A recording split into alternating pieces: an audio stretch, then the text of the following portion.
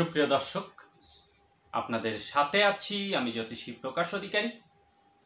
আজ আপনাদের জন্য যে অনুষ্ঠানটির আয়োজন করেছি তার শিরোনাম ডিভোর্স, বিচ্ছেদ, সারাসারি ও ব্রেকআপ কেন হয়, হাতের রেখা কি বলে এবং প্রতিকারের উপায় কি। সুপ্রিয় দর্শক, অনুষ্ঠানটি না টেনে পুরোপুরি জানতে পুরো ভিডিওটি দেখুন এবং পরিপূর্ণ ধারণা অর্জন করুন। সেই সাথে যারা আমার চ্যানেলটিতে নতুন, এখনও সাবস্ক্রাইব করেননি, তারা অনুগ্রহপূর্বক চ্যানেলটি সাবস্ক্রাইব করুন এবং পাশে রাখার বেলটি প্রেস করে অল সিলেক্ট করে পরের ভিডিওর নোটিফিকেশন পেতে আমার সাথেই থাকুন। কথা দীর্ঘায়িত না করে চলুন আমরা ফিরে যাই আমাদের মূল আলোচনায়। আমাদের আজকের আলোচনার শিরোনাম ডিভোর্স, দাম্পত্য বিচ্ছেদ, ব্রেকআপ, সারাসারি কেন হয়, হাতের রেখা কি বলে, প্রতিকারের উপায় কি। সুপ্রিয় দর্শক, বরাবরের মতো আমরা প্রথমে হাতের প্রধান রেখাগুলোর বৈশিষ্ট্য সম্পর্কে ধারণা নিব, তারপর ডিভোর্স সম্পর্কিত যে যোগগুলো, যে সংকেতগুলো রয়েছে সেইগুলো একে একে বিস্তারিত আলোচনা করব। হাতের এই রেখাটিকে বলে আয়ু রেখা বা লাইফ লাইন। এই রেখাটিকে বলে শিরোরেখা, মস্তিষ্ক রেখা বা ব্রেন লাইন। এই রেখাটিকে বলে হৃদয় রেখা বা হার্ট লাইন। এই রেখাটিকে বলে ভাগ্য রেখা বা ফেট লাইন। এই যে হাতের প্রধান চারটি রেখা রয়েছে, এই চারটি রেখা সম্পর্কে আপনারা যারা ইউটিউবের মাধ্যমে অ্যাস্ট্রোলজি সংক্রান্ত, জ্যোতিষ সংক্রান্ত ভিডিও দেখে থাকেন, তারা প্রায় প্রত্যেকেই এই চারটি রেখার সম্পর্কে ধারণা রাখেন, এই চারটি রেখার গুণাগুণ সম্পর্কে, কার্যকারিতা সম্পর্কে। এই চারটি রেখাকে প্রধান রেখা কেন বলা হয়? কারণ এই চারটি রেখা প্রায় প্রত্যেকটা মানুষের হাতেই উপস্থিতি লক্ষ্য করা যায়, তাই এই চারটি রেখাকে প্রধান রেখা বলা হয়। তো আমরা ফিরে যাচ্ছি আমাদের মূল টপিকসে। ডিভোর্স, দাম্পত্য বিচ্ছেদ, সারাসারি, ব্রেকআপের যে সংকেত বা ইঙ্গিতগুলো হাতে বা হস্তরেখায় রয়েছে, সেটি আমরা প্রথমে দেখব শুক্রের স্থান থেকে।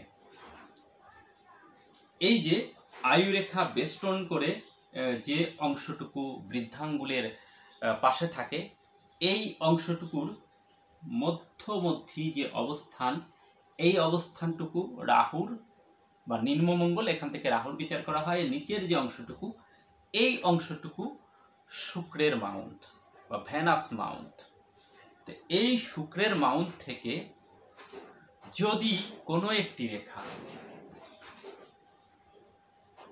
এইভাবে বেরিয়ে বুধের এই স্থানে গমন করে এবং বুধের এই যে কনিষ্ঠ আঙ্গুল, এটিকে বুধের আঙ্গুল বলা হয়, এর নিচের হৃদয় রেখা অবধি যে মাউন্টটুকু, যে স্থানটুকু, এই স্থানটুকুকে বলা হয় বুধ মাউন্ট বা মার্কারি মাউন্ট। তো এই স্থানটাই যদি এই ধরনের যে রেখাগুলো থাকে, এই রেখাগুলোকে বলে বিবাহ রেখা। তো এই শুক্র থেকে কোনো রেখা বেরিয়ে যদি বিবাহ রেখা স্পর্শ করে, তাহলে এই জাতক বা জাতিকার কিন্তু ডিভোর্স বা সারাসারি হয়ে যাবার সংকেত এটি বহন করে জ্যোতিষশাস্ত্র মতে। এই সঙ্গে দেখুন, এই শুক্রের স্থানে যদি এই ধরনের জাল চিহ্ন সৃষ্টি হয়, এবং জাল চিহ্ন থাকলে এটি কিন্তু আমি পুরো সংকেত হিসেবে ধরে নেওয়া যাবে না। এই জাল চিহ্নটি কিন্তু মূলত যাদের থাকে তারা কামুক হয়, কাম ক্রিয়ার প্রতি তাদের মানসিকতা, তাদের আকর্ষণটা অনেক বেশি থাকে, কামের প্রতি তাদের আকর্ষণ এটি কিন্তু বেশি থাকে। তো এই রেখাটি যখন থাকবে, এই রেখাটির সঙ্গে সঙ্গে যদি আর একটি চিহ্ন থাকে এই মাউন্টের মধ্যে যে কোনো স্থানে একটি তিল চিহ্ন, তাহলে ধরে নিতে পারেন এই জাতক বা জাতিকা পরকীয়া প্রেমে লিপ্ত হতে পারে বা পরকীয়া প্রেমে লিপ্ত হবার একটি সমূহ যোগ কিন্তু সৃষ্টি করে।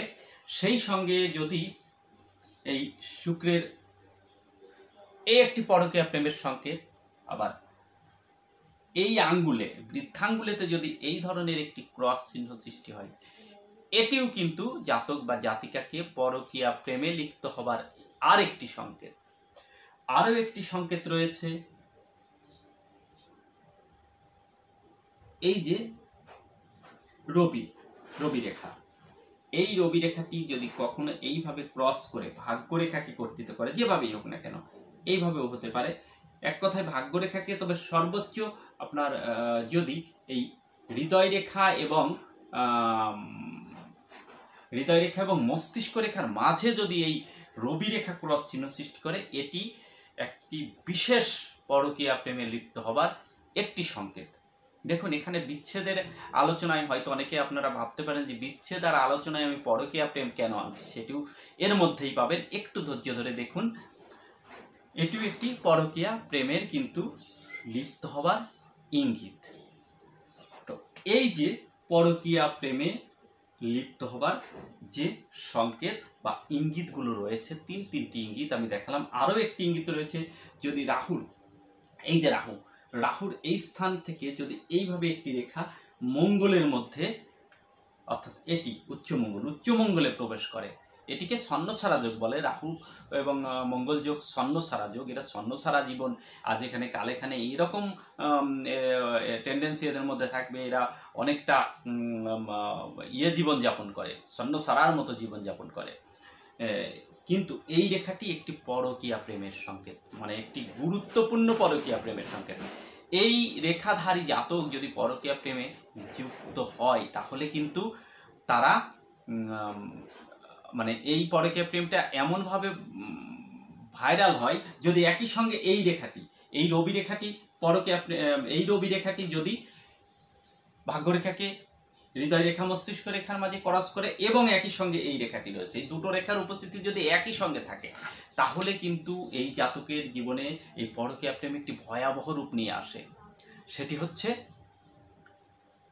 সে যত ক্ষমতাশালী লোকই হোক না কেন, শারীরিক টর্চার হতে পারে, তার উপর মারধর খাওয়া লাগতে পারে। এবং এটি যেহেতু রবি প্রচুর আমাদের সম্মানের কারক, মান যশ খ্যাতির কারক, মান যশ খ্যাতি ধুলায় লণ্ঠিত করতে পারে যত উপরতলায় মানুষ হোক না কেন। এই রেখাটি যদি থাকে, খুব সাবধানতা অবলম্বন করবেন। একজন অ্যাস্ট্রোলজারের সহযোগিতা মোতাবেক প্রতিকার করুন, এটি খুবই খারাপ সংকেত। যার হয়েছে সেই বুঝবেন এটির জ্বালা কি। আপনাদের কারো হাতে থাকলে কমেন্টস করে জানাবেন। তো এই সংকেতগুলোর সঙ্গে সারাসারির কি সম্পর্ক, আমি সেটাই আসবো। এই ধরনের পরকীয়া প্রেম রয়েছে, সেই সঙ্গে যদি কেতুর এই স্থান, অর্থাৎ এই যে হাতের মধ্যম স্থান, এই স্থানটি হচ্ছে কেতুর স্থান। এই কেতুর স্থানে যদি এই ভাগ্যরেখা এইভাবে কোনো এরোরেখার দ্বারা কর্তৃত হয়, কিংবা কেতুর স্থানটা যদি অধিক গর্তযুক্ত হয়, অধিক গর্ত, মানে কয়েক চামচ জল দিবেন, 3-4 চামচ জল দেখবেন দাঁড়িয়ে যাচ্ছে, তাহলেও সেটি কেতু অশুভ। কেতুর এই স্থানে যদি ভাগ্যরেখা এইভাবে ভাঙতে ভাঙতে ওঠে, কিংবা ভাগ্যরেখা যদি সূক্ষ্ম হয়, কিংবা এই ভাগ্যরেখা যদি এইভাবে ঢেউ খেলানো হয়, তাহলেও কেতু অশুভ। কেতুর এই স্থানটায় যদি কোনো তিল চিহ্ন থাকে, সেটা যে স্থানেই থাকতে পারে, এখানে এই যে কেতুর স্থান, এই অংশের মধ্যে তিল চিহ্ন থাকে, কিংবা এইভাবে কোনো জাল চিহ্ন অঙ্কিত হয়, ক্ষুদ্র ক্ষুদ্র রেখার সমন্বয়ে কোনো জাল চিহ্ন অঙ্কিত হয়, কিংবা কোনো ক্রস চিহ্ন থাকে, যদি ভাগ্যরেখাতেও কেতুর স্থানে যদি, এই যে মুছে দিই, বেশি হিজিবিজি হয়ে গেছে, বুঝতে কষ্ট হবে, আমি একটু ধৈর্য ধরবেন দর্শক। তার আগে আপনাদের কাছে আমি একটি আঁকতে ছোট্ট রিকোয়েস্ট করব। আমার অনুষ্ঠানটি যদি থেকে আপনারা কিছু পেয়ে থাকেন, তাহলে যদি আমি আপনাদের কিছু দিতে পারি বা বোঝাতে সক্ষম হই, তাহলে অবশ্যই আমাকে একটি লাইক দিবেন। আপনাদের একটি লাইক পেলে আমার অন্তত মধ্যে একটি উৎসাহ সৃষ্টি হয়, একটি উৎসাহর জন্ম নেয় যে আমি আরও ভালো ভালো বিষয়ের অনুষ্ঠান তৈরি করতে। তো এই যে ক্রস চিহ্ন কেতুর স্থানে, এই যে তিল চিহ্ন, এই যে এই ধরনের জাল চিহ্ন, কিংবা পূর্বে দেখিয়েছি ভাগ্যরেখা ভাঙ্গা ভাঙ্গা, ভাগ্যরেখার ঢেউ খেলানো, এইভাবে ভাগ্যরেখা উঠেছে কিন্তু আঁকা বাঁকা হয়ে উঠে গেছে। এইভাবে যদি থাকে তাহলে কেতু অশুভ। এই পরকীয়া প্রেমের সংকেতের সঙ্গে সঙ্গে যদি কেতু অশুভ থাকে, পরকীয়া প্রেমের সংকেত রয়েছে, কেতু অশুভ রয়েছে, তাহলে এই জাতকের অনৈতিক কর্মকাণ্ড, অর্থাৎ এখানে আমরা অনৈতিক কর্মকাণ্ড মানে বিবাহ বহির্ভূত সম্পর্কের আলোচনা করছি, অন্য বিষয়ের না। কেতু অশুভ থাকলে অনৈতিক যে কোনো কিছু, গোপনীয় যে কোনো কিছু কিন্তু বাস্ট হয়ে যায়, ভাইরাল হয়ে যায়। গোপন কারবার, গোপন কর্ম, গোপন প্রেম, গোপন ব্যবসা, যে কোনো গোপন বিষয়গুলো, এগুলো কিন্তু কেতু অশুভ থাকলে এটা হঠাৎ করে বাস্ট হয়ে যায়। যেমন প্রচুর গোপন শত্রুর জন্ম নেয়, যে গোপন শত্রু পেছন থেকে ঘায়েল করতে থাকে এই সূত্রগুলো থেকে, এই সূত্রগুলো নিয়ে পেছন থেকে জাতককে কিন্তু বিপদগ্রস্ত করতে চেষ্টা করে। তাই এই কেতু অশুভ সঙ্গে পরকীয়া প্রেমের সংকেতের কোনো একটি সংকেত রয়েছে, তাহলে এই জাতকের পরকীয়া প্রেমটা কিন্তু ভাইরাল হয়ে যাবে, মানে লোকে জেনে যাবে, সবাই অনেকে জেনে যাবে। সেই সঙ্গে যদি ডিভোর্সের রেখা থাকে, ডিভোর্সের একটি রেখা দেখিয়েছি, আরও অনেকগুলো রেখা রয়েছে ডিভোর্সের, যদি ডিভোর্সের রেখা থাকে তাহলে পরকীয়া প্রেমের কারণে এই ডিভোর্স কিন্তু সংগঠিত হয়। পরকীয়া প্রেমের জন্য পারিবারিক অশান্তি, দাম্পত্য অসন্তোষ সৃষ্টি হয়। দাম্পত্য অসন্তোষ সৃষ্টি হওয়ারও কিছু লক্ষণ রয়েছে। এই যে হৃদয় রেখা, এই হৃদয় রেখা থেকে আমরা দাম্পত্য অসন্তোষ, দাম্পত্য কলহ, দাম্পত্য জীবনের কেমন চলছে সেটি বিচার করি। এই হৃদয় রেখা যদি এইভাবে ক্ষুদ্র নিম্নমুখী রেখা থাকে তাহলে জাতকের দাম্পত্য জীবন অশান্তি হয়। হৃদয় রেখা কোথাও এই ধরনের অতিরিক্ত মোটা হয়ে গেছে, অতিরিক্ত মোটা, তাহলেও দাম্পত্য অসন্তোষ হয়। হৃদয় রেখা এইভাবে জপ চিহ্ন থাকলেও দাম্পত্য অসন্তোষের ইঙ্গিত বহন করে। হৃদয় রেখায় এইভাবে এরো রেখার দ্বারা কর্তৃত হলে সেটিও জাতকের জীবনে দাম্পত্য অসন্তোষ। হৃদয় রেখার উপরে তিল চিহ্ন থাকলে দাম্পত্য জীবনে প্রবল ব্যাঘাত আসে এবং মনোকষ্ট, মনোপীড়া জন্ম নেয়। শনির এই হৃদয় রেখাটি যদি শনির স্থান পর্যন্ত এসে থেমে যায় তাহলে প্রেমের ব্যাপারে জাতক বারবার ব্যর্থ হয়, প্রেম ভালোবাসা তার প্রাপ্ত হয় না তার জীবনে। সে প্রচুর প্রেমের কাঙাল হয় কিন্তু ভালোবাসা পায় না, স্ত্রী হোক বা প্রেমিকা হোক, কোথাও থেকে সে ভালোবাসা পায় না। এটি দাম্পত্য অসন্তোষের ইঙ্গিত। তো এই যে দাম্পত্য অসন্তোষ যদি থাকে, এবং এইবার আমরা আসব মূলত বিচ্ছেদের রেখাগুলোতে, সঙ্গে যদি বিচ্ছেদের রেখা থাকে তাহলে খুব সাবধানতা অবলম্বন করবেন। একটি রেখা দেখিয়েছি শুক্র থেকে, একটি রেখা যদি এইভাবে বিবাহ রেখাকে কর্তন করে, এই যে, তাহলে এটি একটি দাম্পত্য বিচ্ছেদের যোগ সূচনা করে। এবার দেখুন অনেকের হাতে এই কোনো রেখা নেই, এই যে আমি যে রেখাগুলো দেখাবো দাম্পত্য বিচ্ছেদের কোনোটা নেই, কিন্তু এই বৃদ্ধাঙ্গুলির গর্ভে একটি তিল চিহ্ন রয়েছে, এইভাবে যে কোনো স্থানে একটি তিল চিহ্ন রয়েছে। এটি থাকলেও জাতকের দাম্পত্য বিচ্ছেদ হবার সম্ভাবনা সমূহ হয়ে থাকে।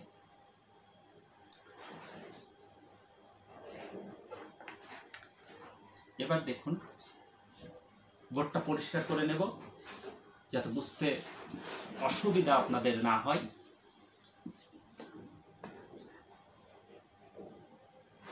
এই যে হৃদয় রেখা, এখানে যে বিবাহ রেখা, যে ক্ষুদ্র ক্ষুদ্র রেখা, কারো একটি দুটি তিনটি থাকতে পারে, একটি দুটি তিনটি থাকতে পারে, সেটি বিষয় নাই। দেখুন যদি একই ধরনের, একই সাইজের, একই রকমের মোটা দুটো বিবাহ রেখা পাশাপাশি থাকে তাহলে দুটো বিবাহ হবার সম্ভাবনা কিন্তু প্রবল থাকে। আর যদি দুটো হাতেই একই রেখা থাকে একই ধরনের, তাহলে বলতে পারেন 100%ই এটা দ্বিতীয় বিবাহের যোগ সূচনা হয়। এই বিবাহ রেখা যদি এইভাবে ফ্রক যুক্ত হয়, ফ্রক যুক্ত, তাহলেও দ্বিতীয় বিবাহের যোগ এটি সূচনা করে। এই যে আমরা এঁকেছিলাম এই যে রাহুর স্থান, এই স্থানটি রাহুর স্থান, রাহুর স্থান থেকে যদি কোনো রেখা এইভাবে বেরিয়ে বুধে গমন করে বা বুধের দিকে দৃষ্টি করে তাহলে এটিকে বুদ্ধি নাশ যোগ বলে। কিন্তু এই রেখাটি যদি এইভাবে বিবাহ রেখা স্পর্শ করে বা কর্তন করে তাহলে এই রেখাটি নির্দেশ করে বিবাহ বিচ্ছেদের বা দাম্পত্য বিচ্ছেদের, ব্রেকআপের।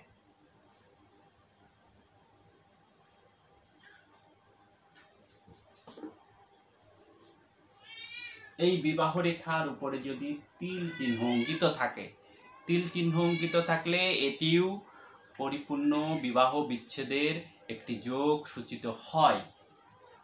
বিবাহ রেখা যদি মাঝে কাটা থাকে, দ্বিখণ্ডিত থাকে, তাহলেও বিবাহ বিচ্ছেদের যোগ সূচিত হয়।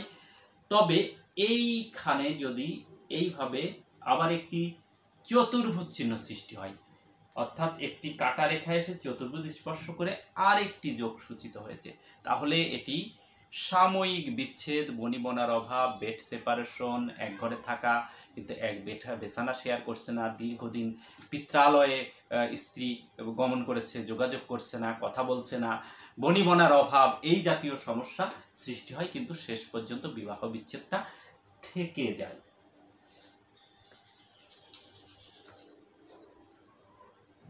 বিবাহ রেখা যদি এইভাবেও কোনো অবস্থান সৃষ্টি করে, এইভাবেও কোনো কাটা বিবাহ রেখা থাকে, তাহলে সেটিও খণ্ডকালীন সেপারেশন, সাময়িক সেপারেশন, বনিবনার অভাব, বেড সেপারেশন, কথা বলছে না, এক ঘরে থাকছে, এক বেড শেয়ার করছে না, এই জাতীয় প্রবলেম কিন্তু ক্রিয়েট করতে হয়। সেই সঙ্গে হৃদয় রেখা যদি অশুভ, যেটি দেখালাম, অশুভ থাকলে এটি প্রচণ্ড দাম্পত্য জীবনে অসন্তোষের জন্ম দেয়।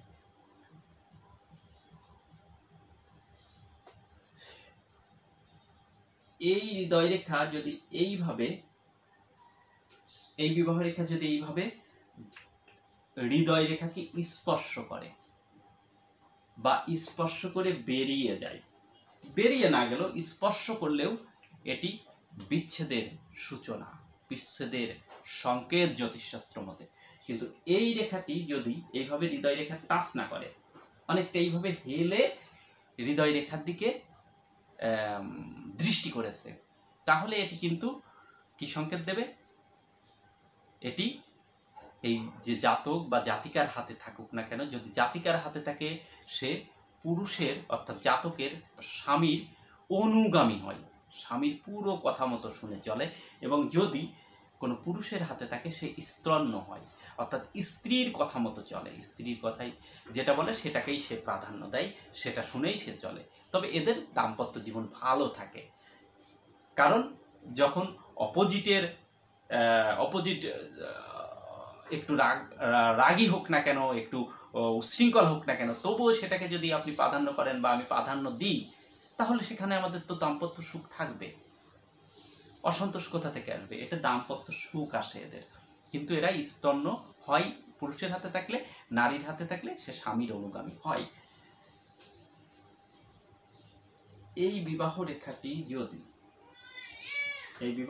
যদি এইভাবে উপরের দিকে বেঁকে উঠে যায়, তাহলে এটিও অত্যন্ত খারাপ যোগ, অত্যন্ত অশুভ যোগ, বিবাহিত জীবনের ক্ষেত্রে খুবই খারাপ যোগ। আবার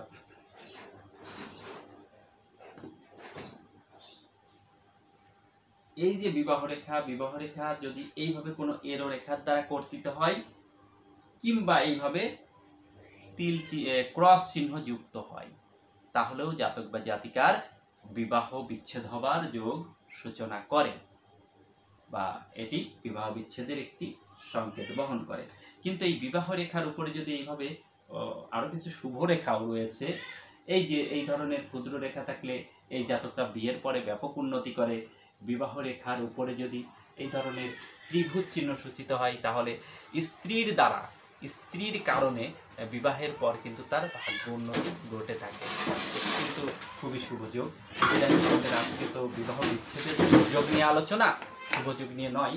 তো এই যে রেখাগুলো, এই যে সংকেতগুলো একে দেখালাম, এই সংকেতগুলোর মধ্যে যদি কোনো সংকেত আপনাদের কারো হাতে থেকে থাকে, তাহলে প্রতিকার হিসেবে এটির আসলে এইভাবে প্রতিকার ভিডিওতে বলা সম্ভব নয়, কারণ এটি পুরো হাতের অ্যানালাইসিস করে তবে প্রতিকারটা করতে হয়। তাই বলবো যে আপনি একজন ভালো কোনো অভিজ্ঞ জ্যোতিষীর পরামর্শ গ্রহণ করুন। হয়তো আপনার এই রেখাটি রয়েছে, কিন্তু এখনও আপনার বিবাহ বিচ্ছেদ হয়নি বা আপনি বিবাহ করেননি। যদি বিবাহ না করে থাকেন বা এখনও হয়ে না থাকে, কিন্তু দাম্পত্য অসন্তোষ চলছে, তাহলে খুব দ্রুত একজন জ্যোতিষীর পরামর্শ নিয়ে কিছু প্রতিকার গ্রহণ করুন। অনেক ধরনের প্রতিকার রয়েছে, স্টোন প্রতিকার রয়েছে, জ্যোতিষ আপনাকে বলে দেবে, দান রয়েছে, জপ রয়েছে, বিভিন্ন গ্রহের জপ রয়েছে, কবচ বিধান রয়েছে, অনেক ধরনের বিধান রয়েছে। কিন্তু তার জন্য একজন অ্যাস্ট্রোলজারের, অভিজ্ঞ অ্যাস্ট্রোলজারের শরণাপন্ন হবেন এবং তার সঙ্গে আলোচনা করবেন। দেখবেন এই পরিস্থিতি থেকে অনেকাংশে বেরিয়ে আসতে আপনি সক্ষম হবেন। সুপ্রিয় দর্শক, আমার অনুষ্ঠানটি যদি আপনাদের ভালো লাগে তাহলে অবশ্যই আমাকে একটি লাইক প্রদান করবেন। আপনাদের একটি লাইক আমাকে ভিতর থেকে অনুপ্রাণিত করে, উৎসাহিত করে, উজ্জীবিত করে জ্যোতিষশাস্ত্রের নিগূঢ়তম রহস্যগুলো, গোপনতম বিষয়গুলো আপনাদের সামনে উন্মোচিত করবার জন্য বা তুলে ধরবার জন্য। আপনাদের মতামত এবং প্রশ্ন আমাকে কমেন্টসের মাধ্যমে জানাতে পারেন। আমি উত্তর দেবার সর্বাত্মক চেষ্টা করব। আপনারা দেখেছেন ইতিপূর্বে আমি কিন্তু অনেকের প্রশ্নের উত্তর প্রদান করে থাকি। তাই আপনাদের মতামত, প্রশ্ন কমেন্টসের মাধ্যমে জানাবেন। ভিডিওটি শেয়ার করে আর 5 জনকে দেখার সুযোগ করে দেবেন, যাতে আরও 5 জন উপকৃত হয় এই ভিডিওটি থেকে। আর এতক্ষণ সাথে থাকার জন্য আপনাদের অসংখ্য ধন্যবাদ। দেখা হবে পরের কোনো এপিসোডে। ততক্ষণ ভালো থাকুন, সুস্থ থাকুন এবং শান্তিতে থাকুন, এই শুভকামনা ব্যক্ত করে আজকের মতো এখানেই বিদায়।